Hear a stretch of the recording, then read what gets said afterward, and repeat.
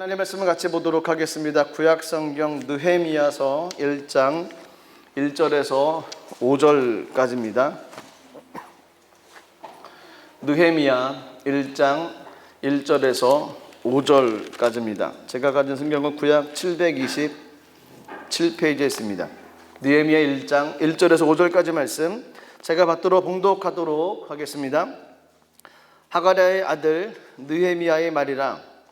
아닥사스다 왕 제20년 기슬르월에 내가 수산궁에 있는데 내 형제들 가운데 하나인 하나니가 두어 사람과 함께 유다에서 내게 이르렀기에 내가 그 사로잡힘을 면하고 남아있는 유다와 예루살렘 사람들의 형편을 물은즉 그들이 내게 이르되 사로잡힘을 면하고 남아있는 자들이 그 지방 거기에서 큰 환난을 당하고 능욕을 받으며 예루살렘 성은 허물어지고 성문들은 불탔다 하는지라.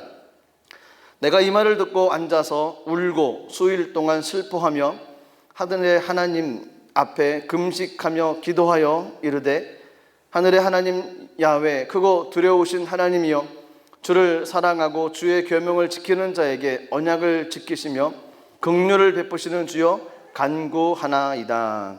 아멘. 기도하겠습니다. 하나님 주님의 은혜와 사랑에 감사드립니다. 힘든 시기를 지나고 있는 우리들에게 날마다 은혜를 더하여 주시고 하나님 믿음으로 이겨나가는 귀한 은총을 허락하여 주옵소서. 너희는 나를 찾으라 그러면 살리라 주님 말씀하셨습니다. 주님을 찾는 자가 되게 하시옵소서. 주님을 의지하고 주를 앙망하는 사람이 되게 하여 주시옵소서. 하나님의 말씀 붙잡고 나가는 복된 삶으로 이 땅의 삶을 살아가게 하여 주옵소서.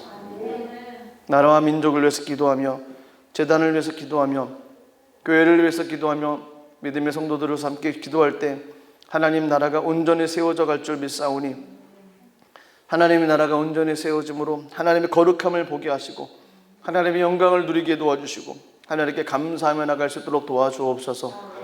저희들이 간간히 기도하는 모든 제목들 가지고 나왔습니다. 기도할 때 하늘 보좌를 열어주시옵소서. 하나님 주의 손길로 덮어주시옵소서. 인내하며 의지하며 약속의 말씀을 바라보며 믿음으로 나가는 우리들의 삶에 하나님의 놀라운 영광이 나타나게 도와주옵소서. 하나님 오늘도 기록된 말씀을 통해 주님 주신 마음 함께 나누길 원합니다. 주의 마음 함께 나누며 말씀으로 삶을 살아나가는 우리들 되게 하여 주시옵소서. 감사드리며 예수님 이름으로 기도드리옵나이다. 아멘. 느헤미야 1장 1절에서 5절까지 말씀을 가지고 이 시대의 느헤미야는 누구입니까? 라는 제목으로 말씀을 나누도록 하겠습니다. 이 시대의 느헤미야는 누구입니까? 하나님께서는 시대적인 상황 속에서 하나님의 일을 행하시길 원합니다. 시대가 어떻든 하나님은 늘 일을 행하셨습니다. 하나님의 일을 행하실 때 반드시 하나님의 사람을 찾으시고 그 사람을 통해서 하나님의 일을 행하십니다. 그럼 하나님이 찾으시는 사람들은 어떤 사람일까요? 하나님께서 원하시는 사람, 하나님 찾으시는 사람은 환경에 의해서 선택되어지지 않습니다. 어떤 조건에 의해서 선택되어지지 않습니다. 어떤 형편과 사정에 따라서 선택되어지지도 않습니다. 하나님 원하시는 사람, 하나님 찾으시는 사람은 정체성이 확고한 사람입니다. 하나님의 찾으신 사람은 내가 누구인지, 내가 어떤 존재인지, 나의 근본의 뿌리를 아는 사람, 그 사람을 통해서 하나님 사용하십니다. 그 사람이 누구일까요? 오늘 본문에 나오는 느헤미야입니다. 느헤미야는 하나님이 원하시는 사람이었습니다. 이 시대의 느헤미야는 그럼 누가 될까요? 같이 말씀을 좀 보도록 하겠습니다. 느헤미야는 어떤 사람일까요? 느헤미야는 페르시아 제국에서 태어난 유다 포로의 자손으로 페르시아의 고관이었습니다. 느헤미야는 페르시아 제국에서 태어났고 유다 포로의 자손으로 또 페르시아의 어떤 위치를 감당하고 있었던 사람입니다. BC 444년경 유다 백성의 3차 귀환을 인도하고 유다 총독으로 부임하여 예루살렘 성벽을 52일 만에 쌓은 사람이 느헤미야입니다. 수많은 반대가 있었습니다. 도비야와 산발랏, 아비야 이런 사람들이 많은 사람들이 반대를 했습니다. 내부의 분열도 있었는데 탁월한 리더십으로 그 사명을 완수한 사람이 느헤미야입니다. 그래서 느헤미야 그러면 리더십의 대표자로 뽑기도 합니다. 많은 책들을 보면 느헤미야 그러면 리더십이라는 단어가 나옵니다. 단기간 동안에 52일 만에 성벽을 쌓았기 때문에 그랬습니다.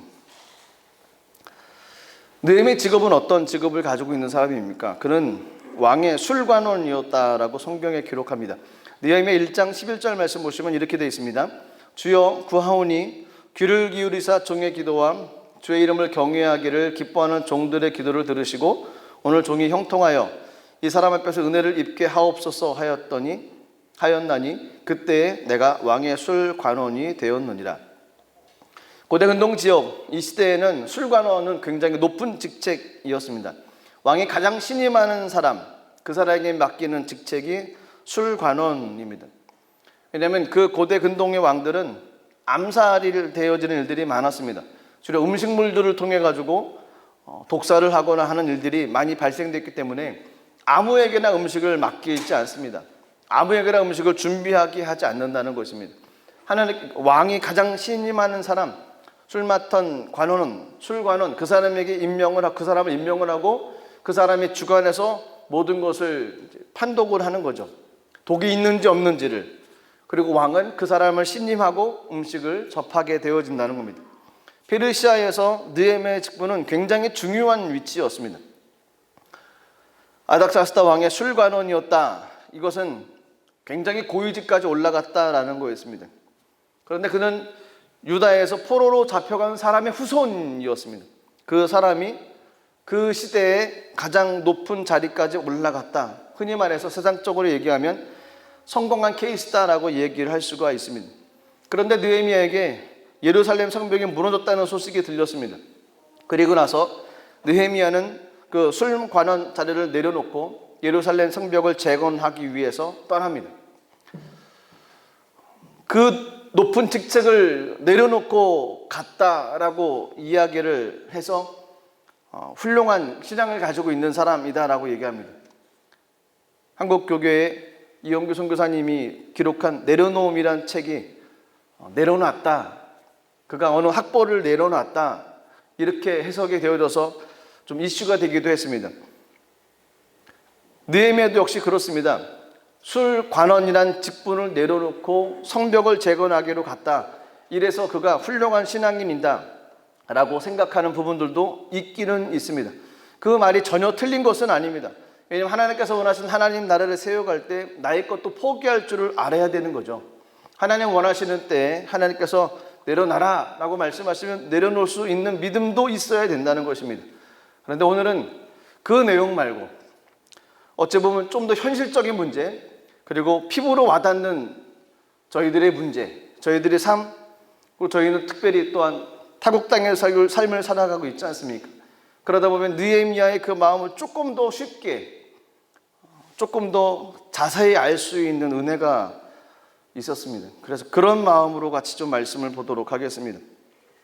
느헤미야 1장 1절에 3절까지 말씀을 제가 읽겠습니다. 하가랴의 아들 느헤미야의 말이라. 아닥사스다 왕 제20년 기슬루월에 내가 수산궁에 있는데 내 형제들 가운데 하나인 하나니가 두어 사람과 함께 유다에서 내게 이를 얻기로 내가 그 사로잡힘을 면하고 남아있는 유다와 예루살렘 사람들의 형편을 물은즉 그들이 내게 이르되 사로잡힘을 면하고 남아있는 자들이 그 지방 거기에서 큰 환난을 당하고 능욕을 받으며 예루살렘 성은 허물어지고 성문들은 불탔다 하는지라. 어느 날 느헤미야가 하나님으로부터 그런 얘기를 들었습니다. 하나니아가 유대에서 와서 포로에 끌려가지 않고 예루살렘 성에 남아있는 유다 사람들, 그 사람들이 자기 나라에서 큰 환난을 당하고 능욕을 받고 심지어는 예루살렘 성이 허물어지고 성문들이 불탔다라는 소식을 전했습니다. 포로로 끌려가지 않고 예루살렘 성에 남아있는 유다 사람들, 그 사람들은 다른 말로 하면 바벨론에서 예루살렘으로 돌아간 1차, 2차 포로 귀환자들을 의미를 합니다. 그러니까 첫 번째 포로, 두 번째 포로로 이제 귀환해서 간 사람들, 그 사람들이 그 나라에서 환난을 당하고 능욕을 받고 예루살렘 성은 무너지고 성문은 불타버렸다는 얘기를 느헤미야가 들은 겁니다. 그리고 나서 느헤미야는 가슴이 벅차오기를 시작을 했습니다. 고민이 될 수밖에 없었습니다. 그리고 뭔가 결심을 하고 기도로 시작을 나가기 했습니다. 그가 먼저 기도했던 것은 이거였습니다. 느헤미야는 이스라엘 민족이 지었던 죄악을 고백하며 회개를 했습니다. 이스라엘의 고난이 하나님 탓으로 돌리지 않았습니다. 회개하는 모습으로 나갔던 부분들이 그의 기도였습니다. 두 번째 느헤미야가 한 기도는 이스라엘 민족을 긍휼히 여겨달라고 기도했습니다. 불쌍히 여겨달라고 기도했다는 겁니다. 그리고 마지막으로 느헤미야가 기도하고 간구했던 것은 주여 구하오니 오늘 종이 형통하여 이 사람들 앞에서 은혜를 입게 하옵소서. 이 고백은 어떤 의미입니까? 하나님, 이 민족을 위해 제가 일하겠습니다. 제게 길을 열어주십시오. 제가 하나님 나라를 위해서 헌신하겠습니다. 길을 열어주십시오. 간절한 호소였습니다. 한 번만 기도했으면 그때 그냥 감정에 북쳐서 한 번 그런 느낌 받아서 그렇게 했겠다라고 생각되어지는데 그렇지 않았습니다. 그냥 단순히 감정적인 모습 때문에 그가 그의 직책을 그만두고 성벽을 재건하는 데 그의 삶을 올인했다. 그렇지는 않았습니다.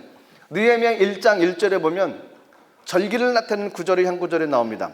아닥사스도 왕 제20년 기슬루월. 1장 1절은 시작이 아닥사스도 왕 제20년 기슬루월. 기슬루월은 9월을 의미합니다.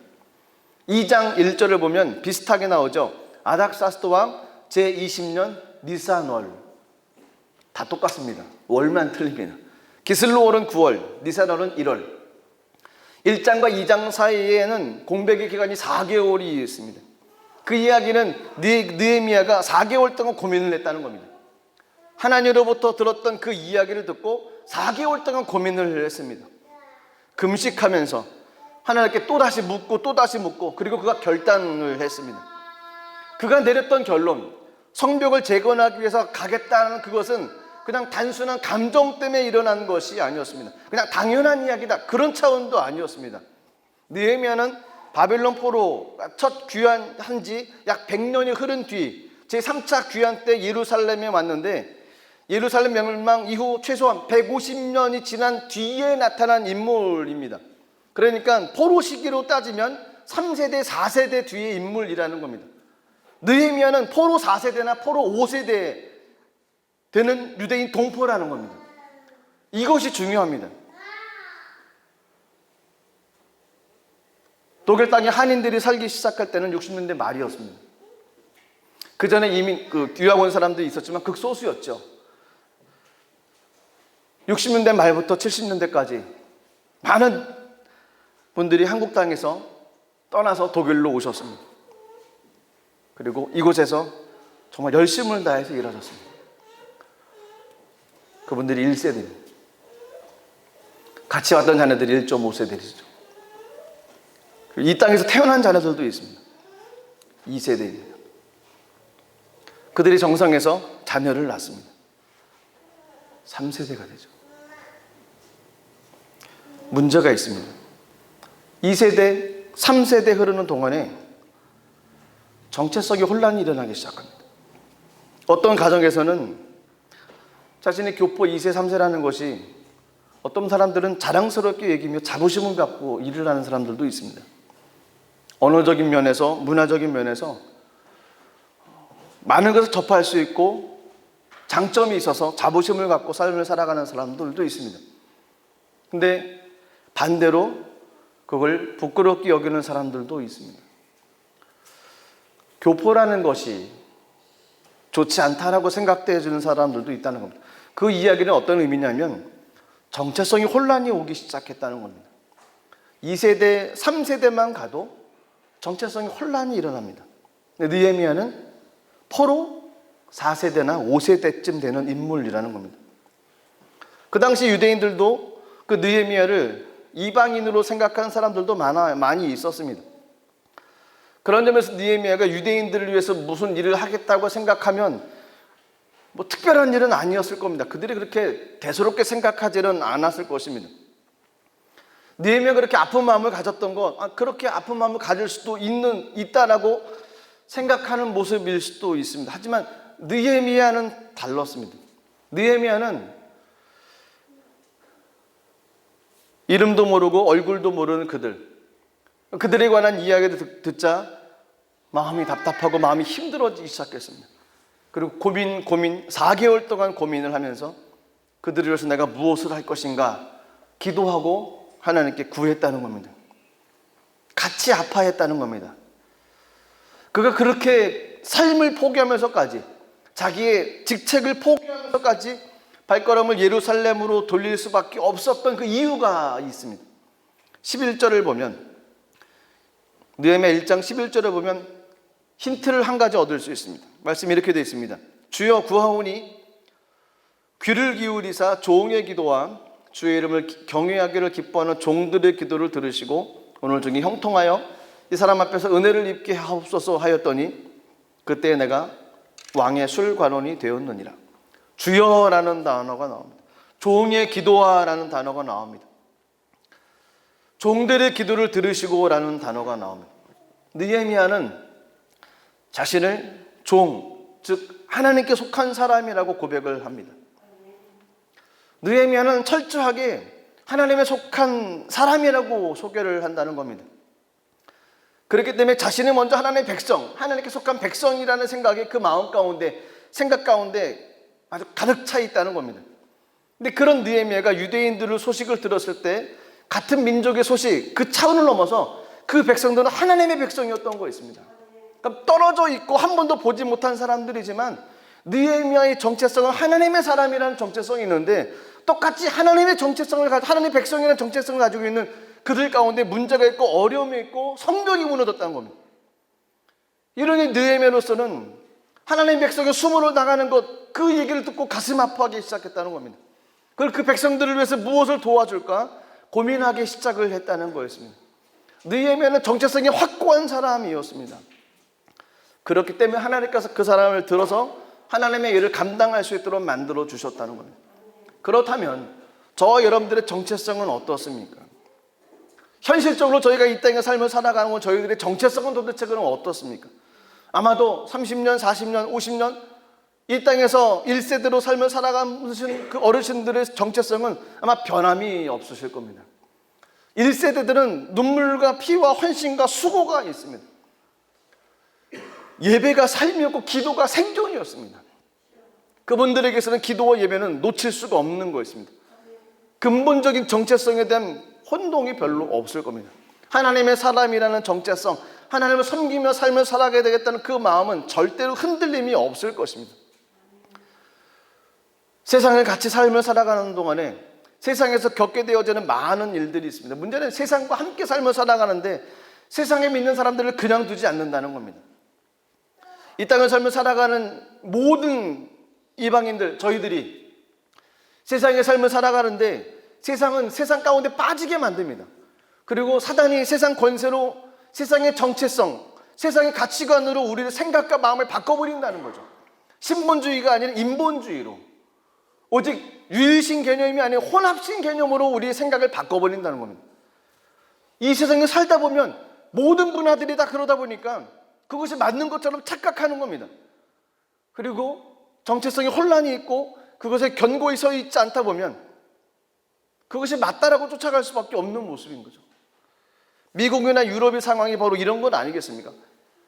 유럽 땅이나 미국 땅이나 말씀 위에 세워진 나라들 아니겠습니까? 특히 유럽 땅은 사도 바울의 순교의 흔적이 담겨졌던 곳이 이곳입니다. 많은 신학자와 많은 하나님의 종들로 인해서 세계를 변화시켰던 나라가 독일이었습니다. 유럽이었습니다. 근데 그 가치관이 바뀌어지고 있습니다. 세상이라는 가치관이 들어와서 처음은 하나님으로 시작했는데 점점 인권, 인본주의 사상이 들어오다 보니까 하나님 우선이 아닌 사람 우선으로 가게 되었다는 겁니다. 이것이 세상의 모습입니다. 1세대의 어르신들은 흔들림 없이 그 믿음으로 지키며 싸워 이겨나갔는데 문제는 2세대, 3세대, 4세대 그들이 문제였다는 겁니다. 그들도 이 땅에서 함께 삶을 살아가고 있습니다. 지역의 문화를 흡수할 수밖에 없습니다. 사람들과 함께 삶을 살아갈 수밖에 없습니다. 문화가 그들이 가치관이 되어져 버리고 세상의 모습이 그들이 삶이 되어져 버리고 시대적으로 일어났던 많은 여론들, 이야기들이 그들의 삶의 기준이 되어버린다는 겁니다. 이것이 무서운 것입니다.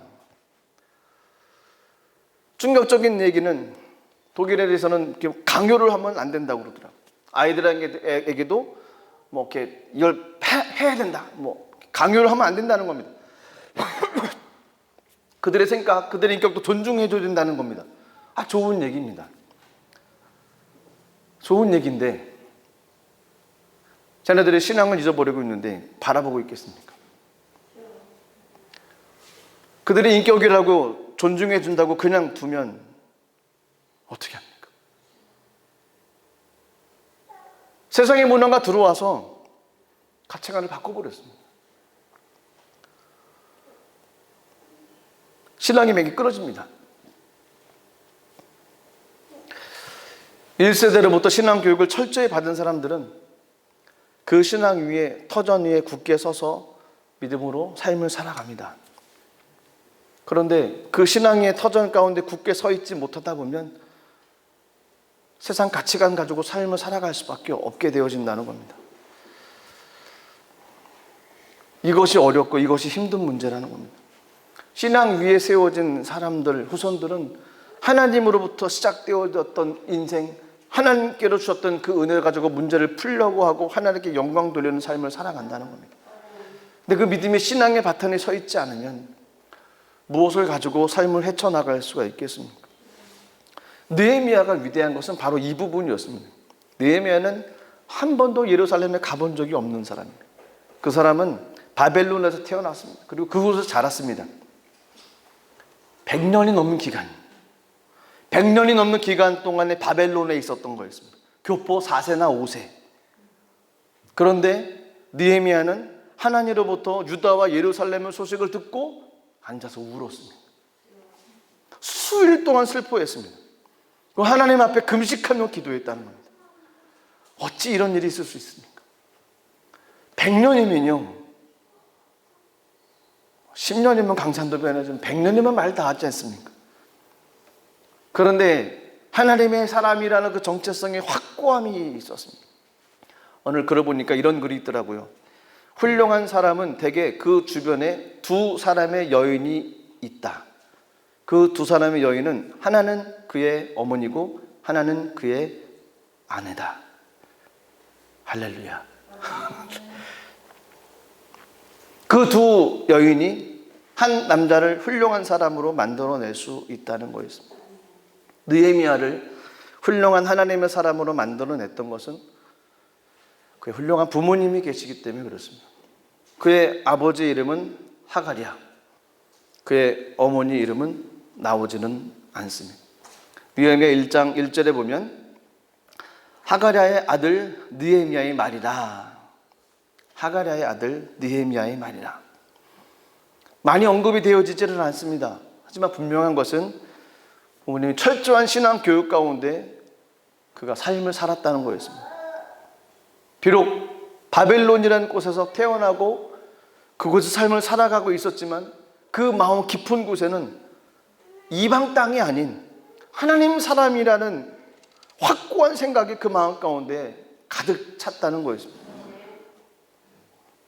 비슷한 내용의 인물이 한 사람이 있죠. 모세 아니겠습니까? 모세의 아버지는 레위 지파 고핫의 아들 아므람이고요. 모세의 어머니는 요게벳입니다. 저희가 모세의 출생에 대해서는 잘 알고 있습니다. 바로 왕이 남자아이들 다 죽여라 라고 명령을 내렸습니다. 모세도 예외는 아니었습니다. 아므람과 요게벳이 더 이상 모세를 숨길 수 없는 상황이었습니다. 갈대 상자에 넣어서 나일강에 놓았습니다. 부모님 마음은 얼마나 아프겠습니까? 상자에 놓고 아들을 떠내버릴 수밖에 없는 그 마음. 하나님께서 섭리 가운데 바로의 딸이 보고 양자로 얻게 되어졌습니다. 또 미리암이 바로의 딸에게 말을 해서 친모 요게벳이 유모로 가서 아들을 키우게 되어지고 젖을 떼기까지 어머니 품에서 자라게 되어집니다. 그리고 모세는 애굽의 왕자로서의 삶을 살아갑니다. 저희가 알고 있는 살인 사건의 한 사건이 나오죠. 어느 날 장성한 후에 어느 날 애굽 사람이 히브리 사람 자기 형제를 치는 것을 보고 그 애굽 사람들을 쳐 죽였다는 거예요. 그때 나이가 40세. 40세 동안 애굽의 왕자로 삶을 살았습니다. 하지만 그의 정체성은 히브리 사람이었습니다. 그의 정체성은 애굽 사람이 되지 않았습니다. 정체성 변하지 않았습니다. 그가 어떤 사람인지에 대해서 확고함이 있었습니다. 그 어머니가 키울 때 가르쳐줬겠죠. 너는 하나님의 사람, 너는 하나님의 사람, 하나님의 일을 해. 그 이야기를 얼마나 많이 해줬겠습니까? 물론 부모님이 이야기를 해줘도 자녀가 그 믿음 가지고 삶을 살아가는 거예요. 살아가야만 됩니다. 왕자로 삶을 살지만 그것에 대해서 조금도 흔들림이 없었던 거였습니다. 환경이 힘들고 어려우면 정체성이 바뀔 수 있습니다. 그런데 요셉이라고 하는 한 인물을 보면 정체성이 바뀌질 않았습니다. 요셉은 4명의 어머니와 10명의 이복 형제, 그리고 1명의 친동생, 쉽지 않은 가정 구성입니다. 형들에게 미움받죠. 우물에 던져서 죽이려고 했죠. 상인들에게 팔아버리죠. 보디발 가정의 종도 되죠. 억울하게 감옥도 갇히죠. 이 정도의 인생이면 그의 자존감은 땅에 떨어졌습니다. 땅에 떨어져도 악만 바치고 오기만 나오고 어떻게 하면 내가 저걸 갚을까? 내가 어떻게 하면, 그러니까 독을 품고 삶을 살아갈 수밖에 없는 삶의 모습이 요셉이었습니다. 근데 그의 정체성을 확고하게 만들어준 것이 있습니다. 하나님께서 그에게 보여줬던 꿈이었습니다. 그리고 창세기 45장에 보면 이것이 자기의 정체성이었다는 것을 형들에게 이야기를 합니다. 창세기 45장 5절에 보면 당신들이 나를 이곳에 팔았다고 해서 근심하지 마소서, 한탄하지 마소서. 하나님이 생명을 구원하시려고 나를 당신들보다 먼저 보내셨나이다. 요셉은 정체성이 있었습니다. 자기는 노예로 팔린 자가 아니었습니다. 하나님의 보내심을 받은 자였다는 겁니다. 어떤 정체성을 갖고 있느냐, 이것이 문제가 확연히 달라진다는 겁니다. 고난받고 형들에게 미움받고 모함받고 인생이 꼬여가고 정체성이 뭐가 남아있겠습니까? 아무것도 남아있을 수가 없는 것이 요셉의 모습이었습니다. 그런데 그는 그 정체성을 확고하게 지켰습니다. 하나님께서 보여줬던 꿈으로 인해서 그걸 믿고 신뢰하며 나갈 수 있었던 거였습니다. 그렇습니다. 저희와 여러분들의 정체성이 무언지를 확고히 잡고 가야만 됩니다. 그 정체성에 대한 혼란이 있으면 큰 문제가 되어집니다. 고린도전서 15장 10절에 보면 이런 말씀이 있습니다. 그러나 내가 나 된 것은 하나님의 은혜로 된 것이니 내게 주신 그의 은혜가 헛되지 아니며 내가 모든 사도보다 더 수고하였으나 내가 한 것이 아니요 오직 나와 함께 하신 하나님의 은혜로다. 내가 나 된 것은 하나님의 은혜라는 거였습니다. 바울의 고백, 그건 바울의 정체성의 고백이었습니다. 자기는 아무것도 한 것 하나님의 은혜뿐이었다는 거였습니다. 그렇습니다. 정체성은 세월이 가도 변해서는 안 되는 것입니다. 정체성은 상황이 어려워도 변해서는 안 된다는 것입니다. 정체성은 나의 존재의 의미입니다. 세상의 가치관이 아닙니다. 하나님의 가치관으로 삶을 살아가야 됩니다. 그래서 바울은 이렇게 얘기합니다. 고린도전서 12장 27절에 보면 너희는 그리스도의 몸이요 지체의 각 부분이라고 말씀하십니다. 선지자 이사야도 이렇게 고백합니다. 이사야 43장 21절에 보면 이 백성은 내가 나를 위하여 지었나니 나를 찬송하게 하려 함이라. 그렇습니다. 저희는 하나님을 찬송하며 영광 돌리는 삶으로 삶을 살아가야 된다는 것입니다. 베드로후서 2장 9절 말씀도 그렇습니다. 그러나 너희는 택하신 족속이여 왕같은 제사장들이여 거룩한 나라여 그의 소유된 백성들이니 이는 너희를 어두운 데서 불러내어 그의 기이한 빛에 들어가게 하신 이의 아름다운 덕을 선포하게 하라 하십니다. 저와 여러분들의 정체성이 무엇입니까? 하나님 백성이라는 것입니다. 하나님의 사람이라는 것입니다. 그것이 확고해야만 됩니다. 하나님께서는 이 시대의 느헤미야를 찾고 있습니다. 정체성이 확고한 사람을 찾고 계시다는 겁니다. 느헤미야의 삶을 보면 참 놀랍지 않습니까? 어찌 그가 그 땅에서 하나님의 일을 감당하겠다고 한 번도 와보지 않은 땅으로 오겠습니까? 느헤미야가 무슨 상관이 있다고요?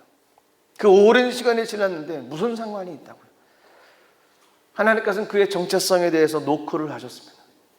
그리고 느헤미야는 문을 열고 주님이 노크에 응답하며 하나님께서 원하셨던 귀한 삶을 살아갔습니다. 삶이 요동치는 풍랑이 있어도 정체성에서 변함이 없는 사람, 하나님은 그 사람을 찾으십니다. 저와 여러분들이 이 시대의 느헤미야가 되기를 주님의 이름으로 축복합니다. 기도하겠습니다. 하나님, 느헤미야를 주님 부르셨습니다. 그 마음에 울림을 주셨습니다. 그 마음에 견딜 수 없는 마음을 허락하셨습니다. 비록 그가 100년이 넘는 기간 동안에 바벨론이라고 하는 다른 곳에서 태어나고 삶을 살아가고 한 번도 예루살렘을 가본 적이 없는 그였고, 또 그 땅에서 귀한 일을 감당하며 삶을 살아가고 있었던 그가 한 가지 소식만 듣고 눈물로 기도로 시간을 보내다가 주님 앞에 결단하며 나가게 됐습니다. 하나님, 느헤미야의 정체성은 하나님의 사람이었습니다. 저희들의 정체성은 무엇입니까? 하나님, 주님의 마음을 갖게 하여 주시옵소서. 주님께서 원하셨던 귀한 삶으로 이 땅의 삶을 살아갈 수 있도록 성령 하나님 함께하여 주시옵소서. 우리를 통해서 역사하시고 우리를 통해서 인도하시는 주님의 은혜가 임할 수 있도록 성령님 인도하여 주시옵소서. 주님께 감사의 영광 올려드리며 예수님의 이름으로 기도드리옵나이다. 아멘. 주가 보이신 생명의 길, 나 주님과 함께 우리 같이 찬양 드리고 기도하도록 하겠습니다.